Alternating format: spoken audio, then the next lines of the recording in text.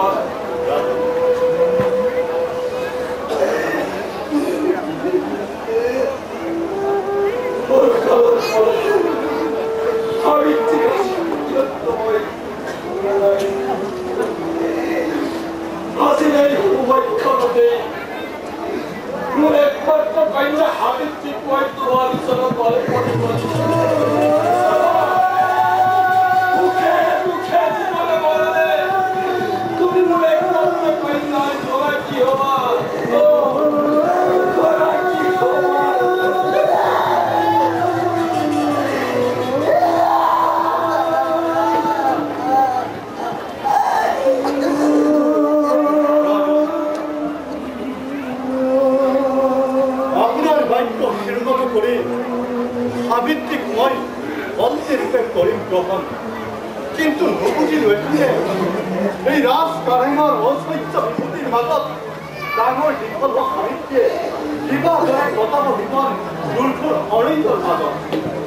পূৰ্বজন্মৰ লিখন সাহিত্যমান কোনে জানে কাৰ ভাগ্য ক'ত লিখা আছে দক্ষিণকৈ সত্যবান পিতা পিতা আপুনি দুখ কৰিব পিতা মায়া মমতা ত্যাগ কৰি মোক আপুনি আনন্দ মনেৰে বিদায় দিয়া মই স্বামীৰ কিবালৈ যাওঁ পিতা মই স্বামীৰ কিবালৈ যাওঁ সাবিত্ৰী মই তোক আনন্দ মনে বিদায় দিছোঁ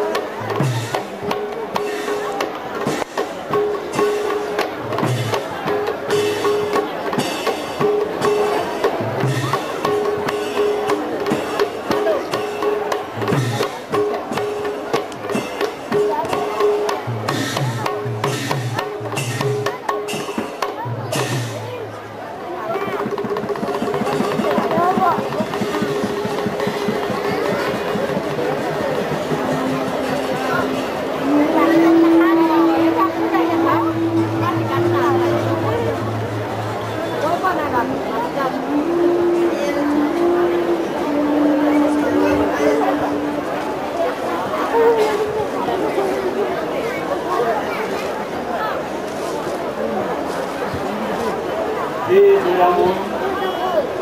প্রতিভাবন করি এই দুর্ভোগিয়ার হৃদয়ের ধন বুকুর মানে অন্ধর লাখটি পুত্র সত্যবান সকল বিপদর করা তুমি করিবা উদ্ধার এ মূল সরল মিনতি তরু সরল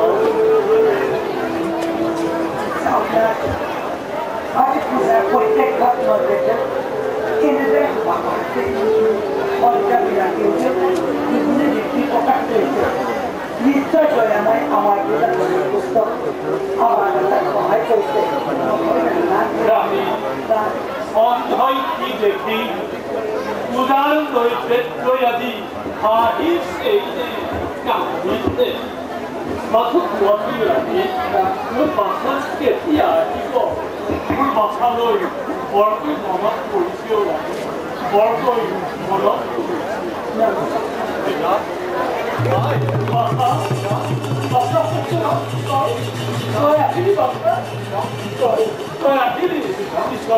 ঈশ্বৰে তোক মংগল কৰা অপমান বুঝিও নোৱাৰিলো পৰাস্ত কৰিব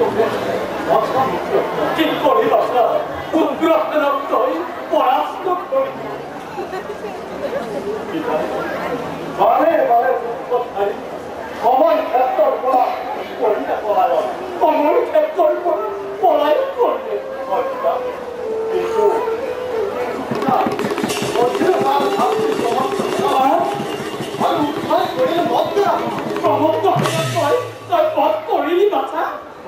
উদ্ধাৰ কৰিলি তই বৰ্তমান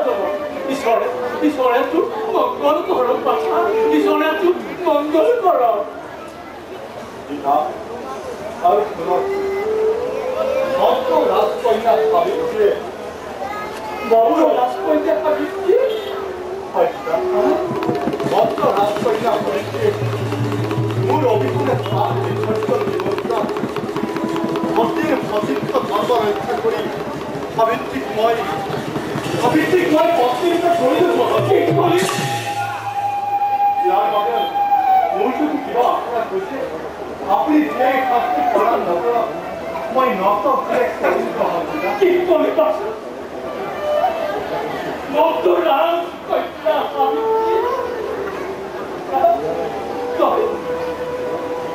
তই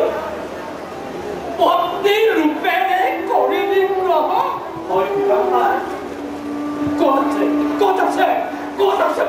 ক'ত আছে মোৰ প্ৰাণৰ বোৱাৰী ভাবিছালি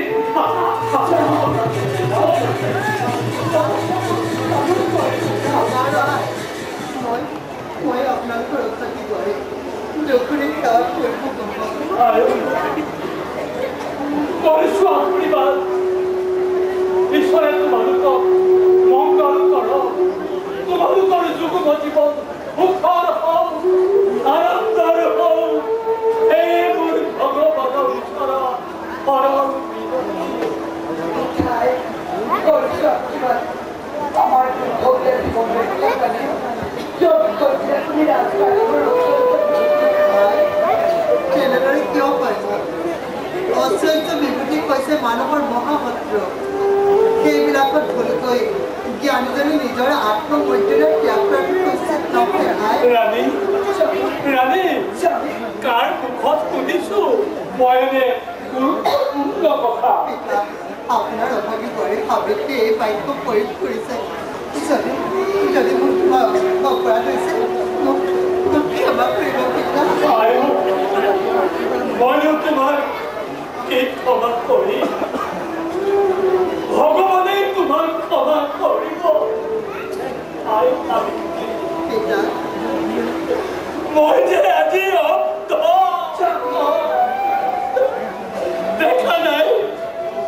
দেখা নাই তোমাৰ ৰূপ যৌৱন শুনিছো মাথো তোমাৰ মুখৰ ৰেখাদি বহু মিছন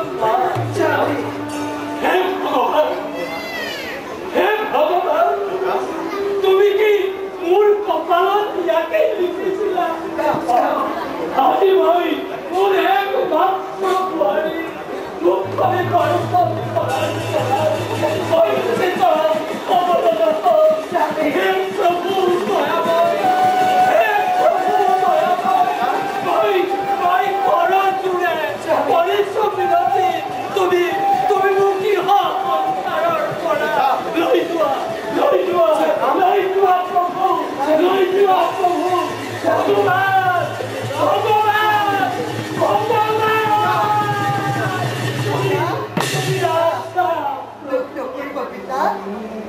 আপোনাৰ এই লিখনিকে ভাগ্য বুলি ধৰি লৈ কৰ্তব্য কৰাটোৱে হৈছে জ্ঞানীজনৰ প্ৰধান কৰ্তব্য আপুনি এয়া ভগৱানৰ ইচ্ছা বুলি ধৰি লৈ আপোনাৰ নিজ কৰ্তব্য প্ৰতি নাগবাহক পিতা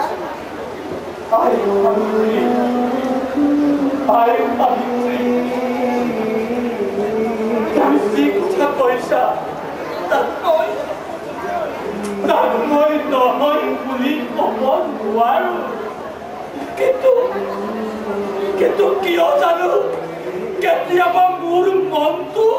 ভগৱানৰ প্ৰতি বিদ্ৰোহী হৈ উঠে মোৰ চিঞৰি চিঞৰি সময় ভগৱান তুমি নিশ্চয় তুমি কৰোণা তুমি কৰোণা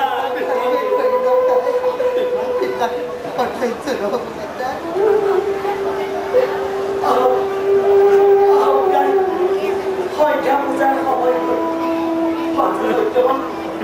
তুমি কি